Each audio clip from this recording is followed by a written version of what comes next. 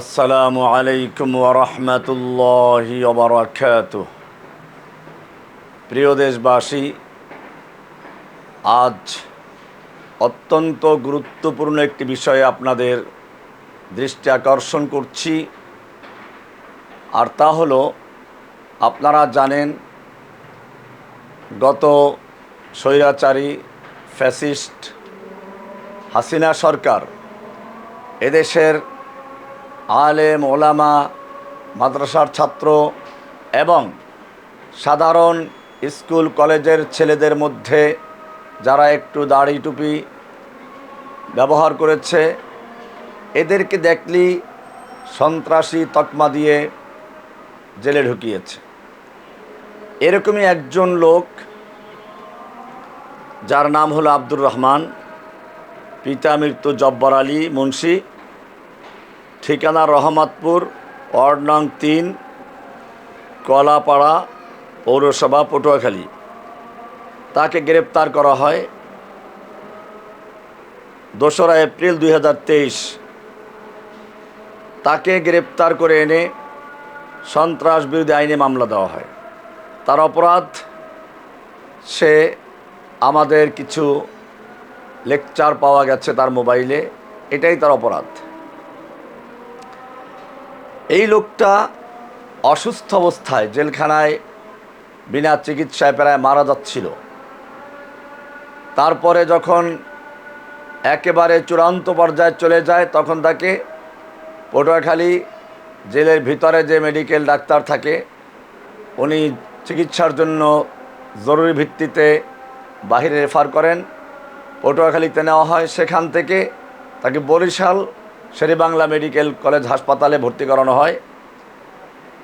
এখানে আনার পরে তারা দেখলো যে অবস্থা, তাতে এখনই তাকে চিকিৎসা দেওয়া সম্ভব হচ্ছে না, বাঁচানোই মুশকিল হয়ে যাবে। তারা 1 মাসের ঔষধপত্র দিয়ে বলল যে 1 মাস পরে আবার যেন নিয়ে আসে। সেই 1 মাস পূর্ণ হয়েছে এই চলতি অক্টোবর মাসের 12 তারিখে। এই তারিখ অনুযায়ী কারাগারের ভেতরের যিনি ডাক্তার, তিনি আবারও রেফার করেছেন এবং সেই হিসাবে তাকে পটুয়াখালী মেডিকেলে নেওয়া হয়। পটুয়াখালী মেডিকেল সেখান থেকে আবার বরিশালে রেফার করে, কিন্তু অদ্যাবধি তাকে পাঠানো হয়নি। এখানের সুপার ছিল মাহবুব নামে এক লোক। এ ছিল সেই ফ্যাসিস্ট হাসিনা সরকারের দোসর। একটু ইসলামিক চিন্তাধারার লোক দেখলেই তাদের কোনো চিকিৎসা দেওয়া হতো না, দুর্ব্যবহার করত। এখন সে লোকটা বদলি হয়ে গেছে। এখন নতুন একজন সুপার এসেছেন। এখন তিনিও সেই আগের জনের মতো ভাবসাব দেখাচ্ছেন। বারবার ভিতরের যিনি ডাক্তার, তিনি বলছেন এই রোগী মারা গেলে আমি তার দায় দায়িত্ব নিব না। তারপরেও তাকে চিকিৎসার জন্য এখনও পাঠানো হয়নি। সেজন্য আমি দেশবাসীকে বিষয়টি অবহিত করার জন্য এই বক্তব্য দিচ্ছি। কারণ আমার ছোট ভাই আবুল বাশার, যিনি একটা কলেজের প্রফেসর ছিলেন, তারও একই অবস্থা হয়েছিল। আমি দেখেছি, যদি সময় মতো চিকিৎসা করানো হতো, আল্লাহ তাআলা বাঁচাইলে বাঁচতে পারতেন। কিন্তু না, যখন তার পেট ফুলে গেল, তখনও আমি শুনেছি যে তার পেট টিপে টিপে দেখে আর বলে যে না, সমস্যা নাই। এরপরে যখন একেবারে নিশ্চিত মারা যাবে, চিকিৎসার উপযুক্ত আর নেই, তখন তাকে মেডিকেল নিয়ে যাওয়া হয় আর দেখানো হয় মেডিকেলে মারা গেছে। এটা কারাগারে নিত্যদিনের কাহিনী। যখন ওখানে রোগী মারা যায়, তারপরে তাদের পায়ে বেড়ি লাগানো হয়, সেই মৃত্যু লাশের পায়ে বেড়ি লাগানো হয়, কয়েদি পোশাক পরানো হয়, তারপরে তাকে চিকিৎসার জন্য নেওয়া হয়।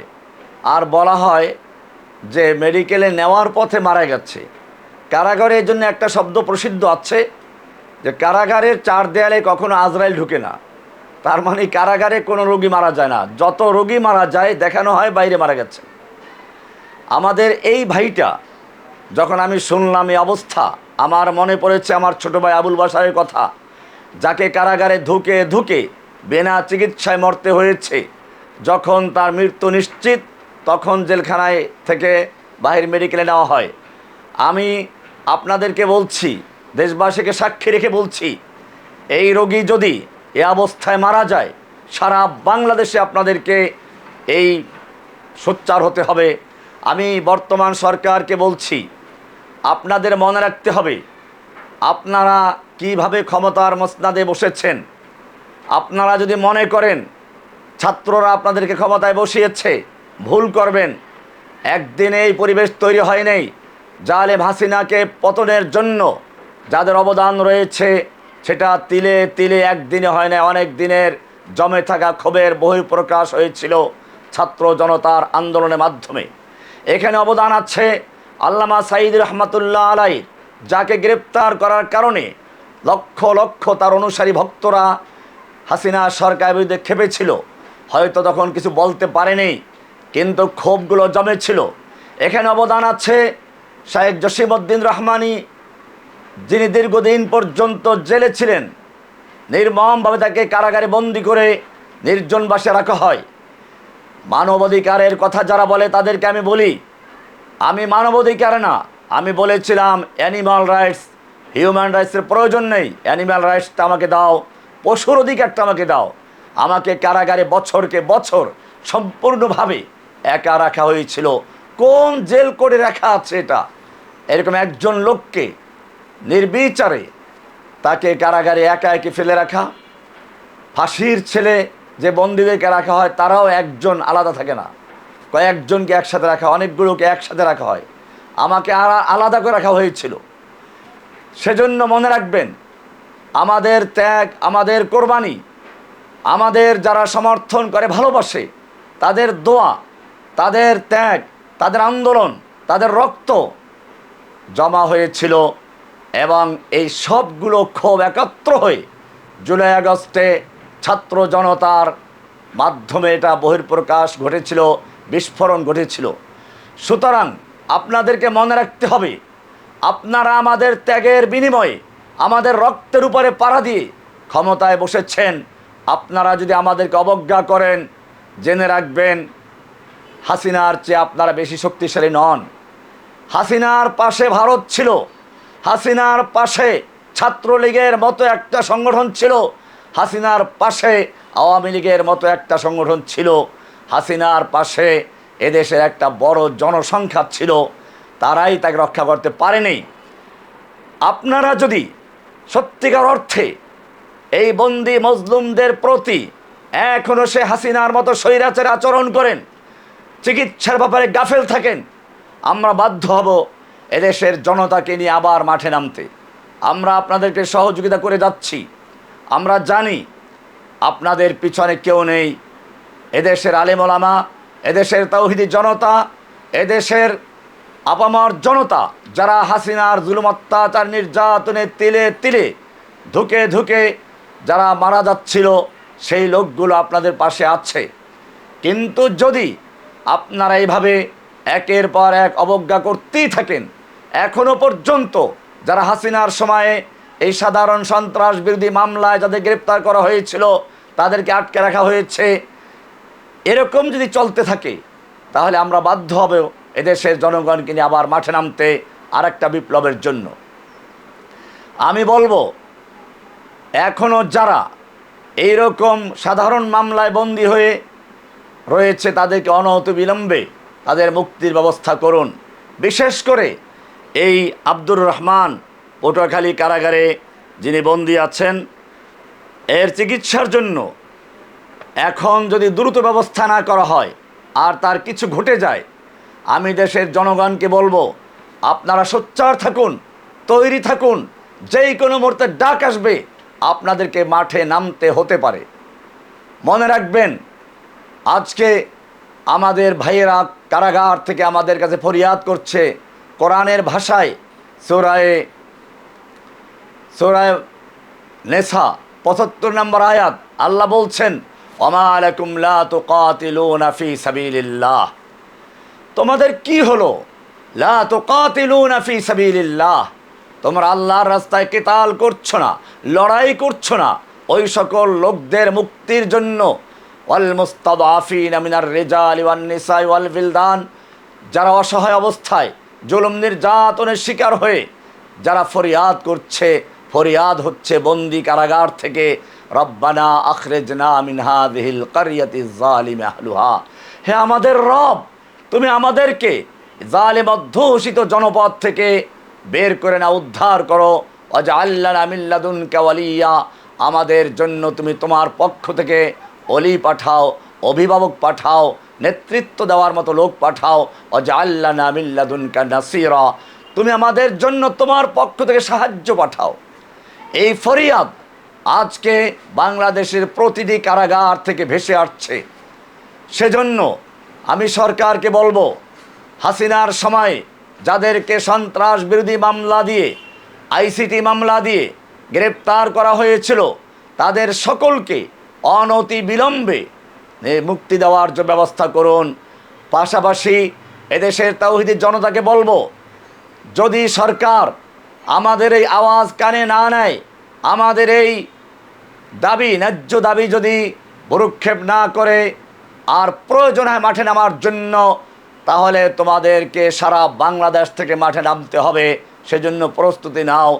আজকে যদি আমাদের এই ভাই আব্দুর রহমান মারা যায়, আর যদি তার কোনো কিছু হয়ে যায়, মনে রাখতে হবে বাংলাদেশের প্রত্যেকটা কারাগার থেকে আমাদের ভাইদের মুক্তির ব্যবস্থা করতে হবে। সেজন্য প্রস্তুত থাকো। পরিশেষে আমি বাংলাদেশ সরকারকে বলবো, আপনাদেরকে আবারও স্মরণ করে দিচ্ছি, আপনারা শুধুমাত্র ছাত্রদের আন্দোলনের ফসল নন। আপনারা ক্ষমতা এসেছেন এদেশের আলেম ওলামা তাদের ত্যাগের বিনিময়ে। আপনারা ক্ষমতায় এসেছেন শাপলা চত্বরের শহীদদের রক্তের বিনিময়ে। আপনারা ক্ষমতা এসেছেন ব্রাহ্মণবাড়িয়ার শহীদদের রক্তের বিনিময়ে। আপনারা ক্ষমতা এসেছেন হাটহাজারীর শহীদদের রক্তের বিনিময়ে। আপনারা ক্ষমতা এসেছেন সাইদ হিসেবে রক্তের বিনিময়ে। আপনারা ক্ষমতা এসেছেন ওই সকল বৃদ্ধ অসহায় লোকদের রক্তের বিনিময়ে, যাদেরকে রাজাকার বলে কারাগারে বন্দি করা হয়েছে। আমি দেখেছি অসংখ্য বুড়ো মানুষগুলো হাঁটতে পারে না, চলতে পারে না, একেবারে শুকিয়ে কাঠ হয়ে আছে। তাদের অপরাধ সেই তাদের ৭১ নাকি তারা রাজাকার ছিল।